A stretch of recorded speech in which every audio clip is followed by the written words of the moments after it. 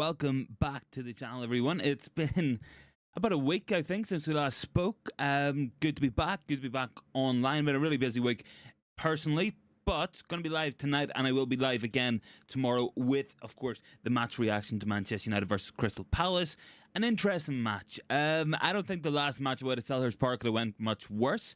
I think it damn near cost Erik Ten Hag his job. I think if there's a repeat tomorrow, a lot of questions are going to be asked. Now, look, this has been undoubtedly, guys, this has been a good week for Manchester United. You know, beating Southampton 3-0 last week.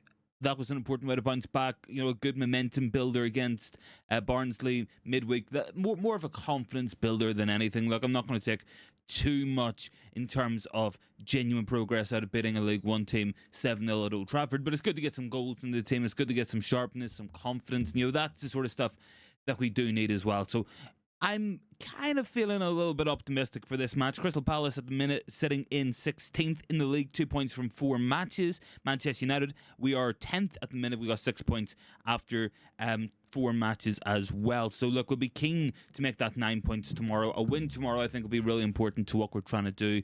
And I think it's one of these things. It's like, you know, this has been a pretty good week. If we can come out of this with 3 wins from this week, I'll be very, very, very happy. And I think we were sort of talking about that when we were last talking as well, guys. You know, we were saying this is a pretty difficult run of fixtures. So I think our next league match after this is Tottenham Hotspur, of course. That's going to be pretty difficult. Then we play Porto as well midweek in the Europa League. Again, it's going to be pretty difficult. These are not easy matches that we're coming into. We play 20 as well, so a pretty big run in until we get to the next international break. So it's important, really, that we start to build upon this. The next 5 or 6 matches, we got Palace, we got 20, we got Tottenham, we have Porto, away to Aston Villa, and then, of course, we have the international break. So that's the next 5 matches. And Palace away, Spurs and Villa in the league, that's difficult. You know, that is going to be difficult for us. You know, we could conceivably go and lose 3 matches there, and the pressure will be right back on Erik Ten Hag.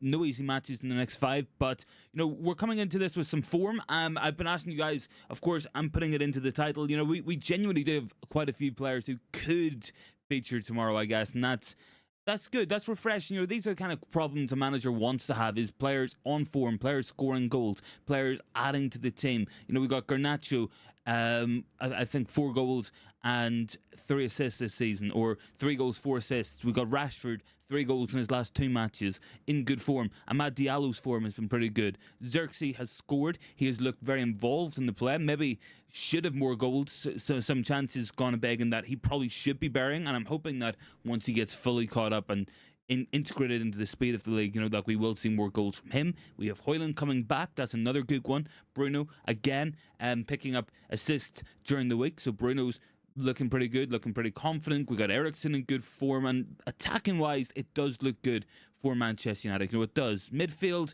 you know, that's where your questions start to come in, and maybe it's not so much about overall form as well, but just in terms of players available. You know, we've got Manu, we've got Casemiro, we've got Eriksen, we got Ugarte. Those are 4 players who could come in there and start. We'll probably Mason Mount coming in at some point as well in the near future. He's back in training as well, so that is 5 players in there, plus you got Bruno, that's kind of 6. So, you know, all of a sudden you got 2 midfields. All of a sudden you got different options up front.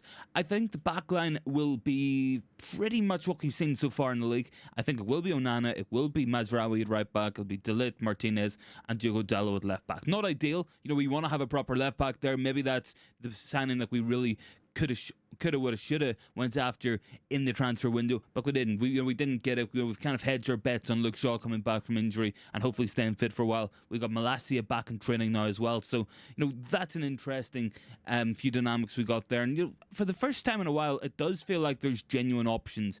And I'm not too sure how Erik Ten Hag is going to deal with this, because all last season it was pretty much if you were fit, you played, and it kind of showed in some of the performances. Look, I'm not going to excuse everything with injuries. You know, last season wasn't good enough.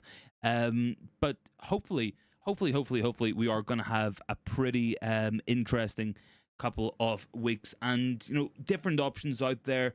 I think that's nothing but a good thing. You know, if Eriksen can add something off the bench, maybe you've got talk about who plays up front. Do you keep Garnacho on the bench and use that kind of impact output that he's bringing to the side at the minute? Do you go for Ahmad? Do you go for Rashford through the middle? Do you play Zirkzee?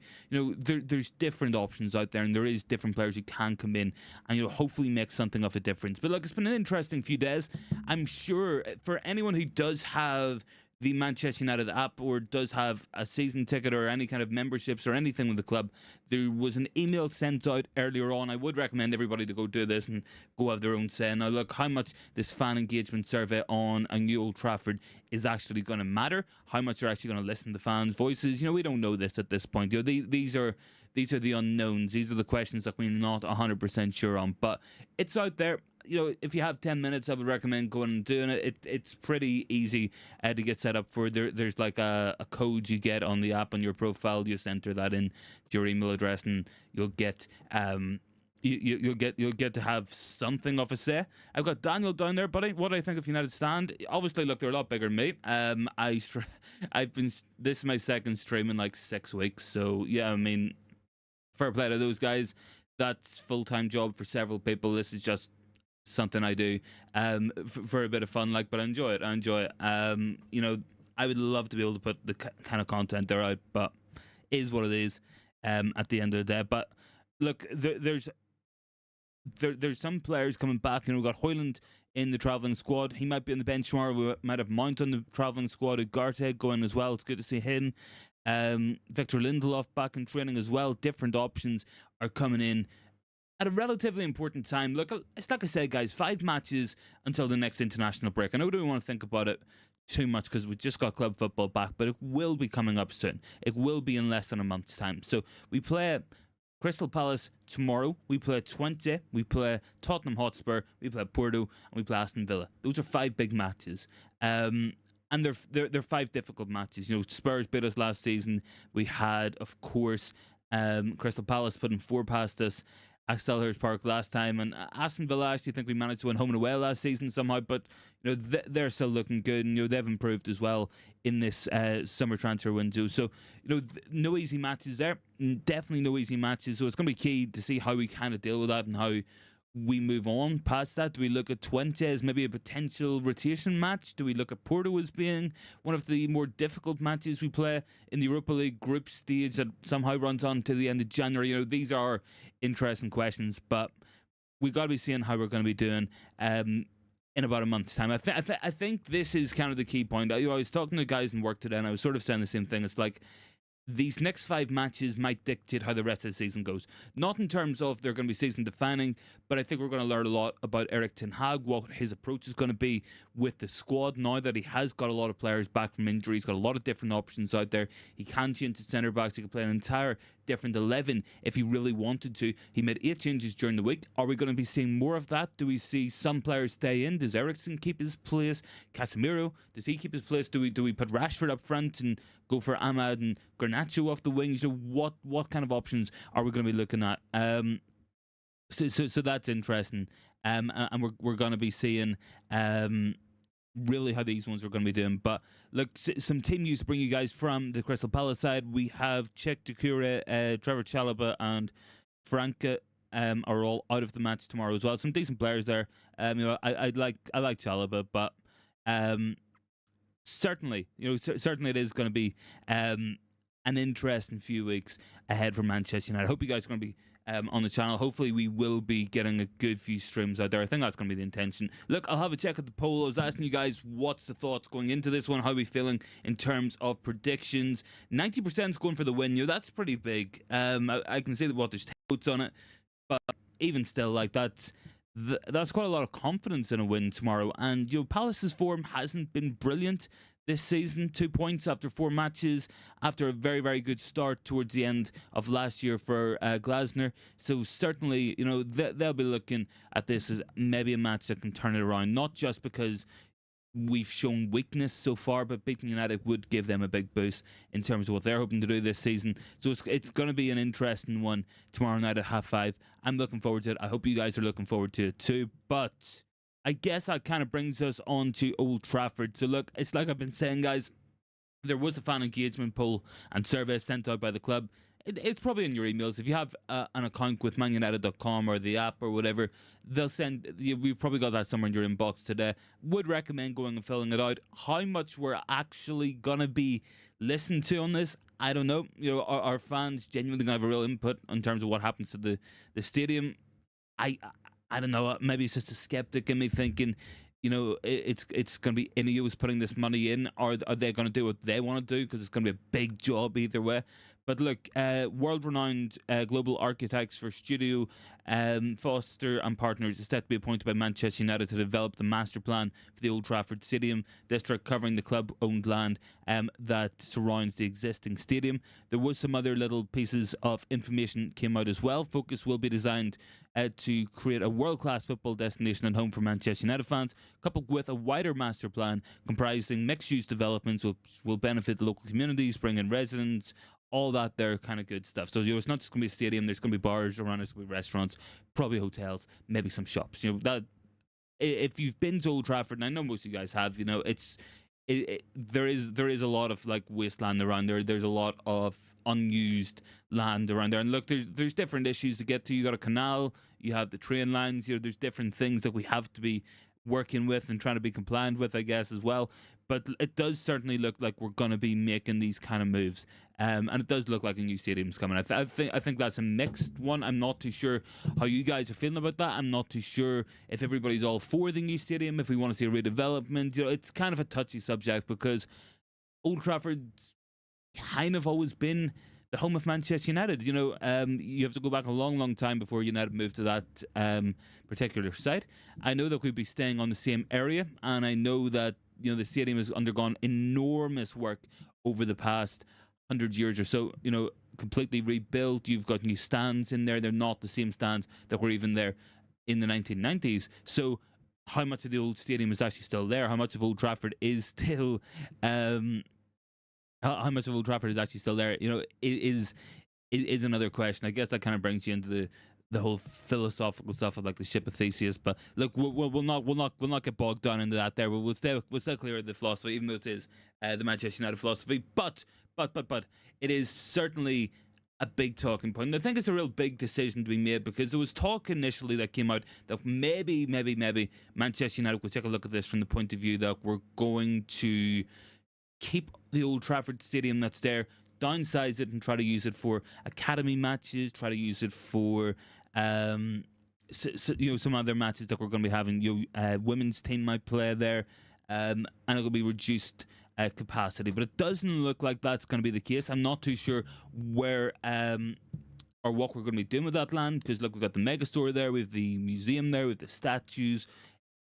It's historic, it's part of the club. It's part of what being Manchester United is all about. And look, everybody remembers the first time going to Old Trafford, going up the 500 steps that you have to go to actually get to your seat. So it's always a bit of a pain. But once you go up through the concourse and you look down, you see the pitch and it's right there, and the enormity of the place kind of just sits upon you, and you're just like, what? This is actually like it. That's hard to replicate, and that's kind of hard for a lot of people to lose out on. It's difficult. It's an interesting question. I'm not too sure what our plan's going to be in terms of what we're going to do with that land, what we're going to be building on it, because by all consensus it does look like there's enough ground there potentially to go out and actually build a new stadium while still playing in Old Trafford. So it could kind of be the case that we're not relocating, we're just going to be moving next door pretty much. If it's on the same site, I'm sure we'll get used to it. I don't know if they're going to call it Old Trafford again, if it's going to have a sponsored name. I'm not too sure. These are all questions that will have to be asked to Ineos, to Barada, to Jim, to Sir Jim and stuff. I don't know though. It's an interesting one. But look, tomorrow's going to be a first as well. We're going to be debuting the third kit tomorrow as well. That is, of course, the white one with the red and black flag going across the chest of it. I guess I kind of like it, but we'll see how we get going with that there. But certainly, look, it's going to be an interesting day tomorrow. I think we got genuine selection problems tomorrow. In the best possible way. Not in the sense that we are not in the sense that it's like, yeah, we got 5 players fit. We're going to have to get Van Nistelrooy his boots on. We're going to have to call up Darren Fletcher, get out of the stands. We're going to have to call up a load of kids and stuff from the academy. But we got so many players seemingly in good form that it is kind of hard to know who's going to play tomorrow. I think these are the kind of problems a manager wants to have. I feel like that's pretty cliche, but it is. If you have lots of forwards playing well, they can't all play in the one team. We can't play Garnacho and Rashford on the left, and that's probably both their best positions.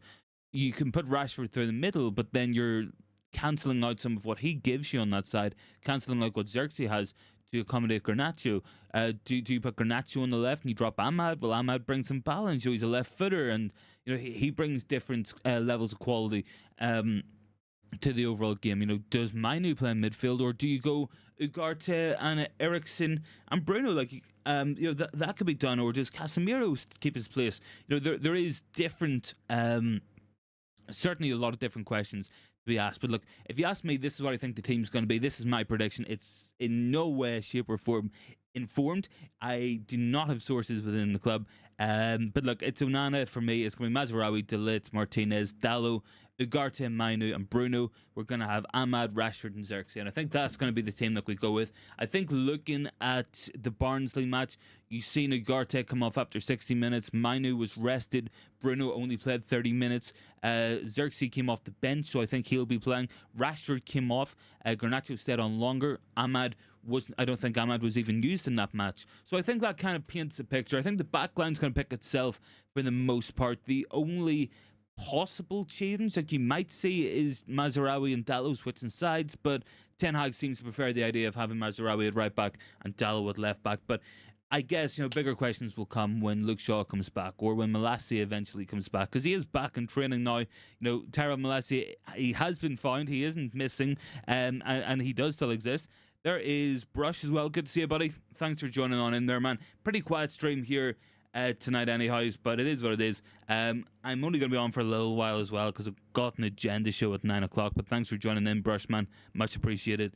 But yeah, look, small story here. I think this is Romano with this one. United preparing to advance negotiations over a new contract with Manu. That's pretty much all of the news and stuff sort of looked up. Hot Fuzz is down there. Good to see you, buddy. He's got to slap up Palace tomorrow. Get another clean sheet. Big ups. Big ups to you too, man. It's good to see you back. I'll definitely have to get onto your channel for a stream as well. Just so busy at the minute. Work is just genuinely killing me as well. I'm not getting back to 8 o'clock at night sometimes, and it's just such a pain. To get in, try to eat something. All of a sudden it's 9 o'clock, and I'm like, right, do a stream, do a not, and I'm just like, but we'll be live tomorrow as well. I'll do a stream tomorrow. I'll maybe do a reaction or something to the Palace match. Hopefully going to be reacting to a win tomorrow, but who knows? Might be a group therapy session if we get smacked up again. I just can't take another 4-0 at Selhurst Park, but it is what it is.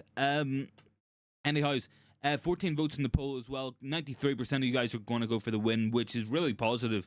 This has been a good week for United. 10 goals scored, 0 goals conceded. I don't think you do any better than that. I don't think you complain about that whatsoever, but certainly, I think all things considered, Southampton was a good win. It was good to get 3 points back on the board in the Premier League. Can never argue against winning 7-0 in any match of football, but Barnsley are of a certain level. You're kind of expected to go out there and win those matches in that kind of style. But then again, on the flip side, you always have the argument that even though we're meant to do that, we don't do it. Jeremy says we're not getting smacked. I don't think we're getting smacked, buddy. Hot Fuzz, I know 9 a.m. meeting for tomorrow night. And Jeremy, I don't think we're going to get smacked, man. I don't think we'll get smacked up. We're in a different place, hopefully, at the minute. Palace seem to be in a different place as well in terms of their form. It's not been the best. 2 points after 4 matches. So hopefully that's going to count for something. But then again, it doesn't really matter too much about Southampton and Barnsley on the same hand. And the reason why we can say that is because what happens tomorrow is more important. Winning that next match is going to be more important. And you look at what Palace have been doing. 2-2 draw with Leicester City, drawing with Chelsea 1-1. Got beat by Brentford 2-1, then got beat by West Ham 2-0. So it's been a little bit inconsistent for them.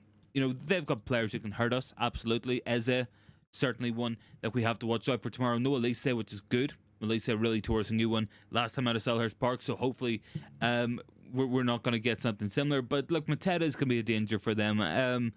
They've got some good players, and they can hurt other teams on their day. They really can. But Mateta will be a danger for them. Gehi's going to be in there. Wharton's another good player. They've got Eddie Nketiah in there. Does seem to score against United. And yeah, look, they're going to cause some issues. They'll be up for it. The fans will be up for it at Selhurst Park. They usually are. It's always a good atmosphere there. So it's going to be important. Look, I think it might be one of those matches where first goal will be really, really telling. Because if Palace go a goal up, it becomes really, really hard to get a win there. It becomes really hard to get anything out of there. Because they will fight for it. It's a small pitch. The fans are right on top of it. They've got some good players.